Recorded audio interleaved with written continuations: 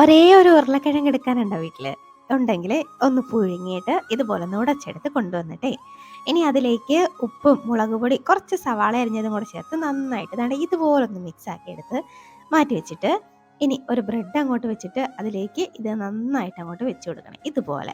ഇനി മറ്റൊരു ബ്രെഡ് എടുത്ത് അതിൻ്റെ മുകളിലോട്ടൊന്ന് വെച്ച് കൊടുക്കണം. ബ്രെഡിൻ്റെ ഭംഗിയൊന്നും നോക്കണ്ട കേട്ടോ. അവിടെ ഇവിടെയൊക്കെ ഒന്ന് ചളുങ്ങിയിട്ടുണ്ട്.